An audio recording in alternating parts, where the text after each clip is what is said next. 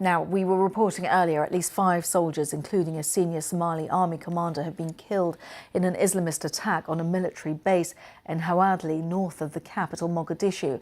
Now, this latest attack comes a day after the government announced it had recaptured the key port of Haradri in central Somalia, which had been under jihadist control for 15 years. The latest attack comes after the government on Tuesday recaptured El Jer town, a day after taking control over the key port town of Haradri in central Somalia. So let's bring in my colleague Beverly Ochienge, who joins us from BBC Monitoring in Nairobi. Just bring us up to date, because we know a few more details coming through on this in terms of the senior army commander who was amongst those. Yeah, there was a name that was issued. It was by one of the mainstream outlets. His name is Abdishir Shatahe, and he was among the 5 people who were killed in the attack. Of course, it comes just after the success by the army in the town of Haradere, and there has been a mixed bag of results over recent weeks against Al-Shabaab. Of course, there's been this big offensive against them since August, backed by the armies being backed by clan militia as well as regional forces. They've taken some towns in the central region and the southern region.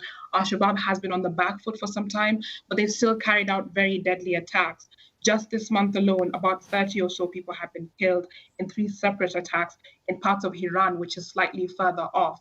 But this town that they attacked today morning was a dawn raid. It's quite close to Mogadishu, it's about 60 kilometers away. There are concerns that this continued violence, given that the militants are losing ground, will be at risk to the capital.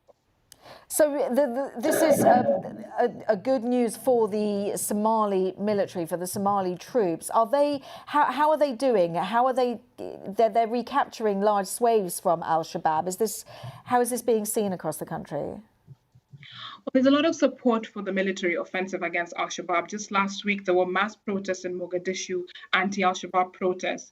There's been a big campaign by the President Sheikh Mohamud to clamp down on propaganda channels by the Al-Shabaab in order to keep them quiet or to put them continue the back foot.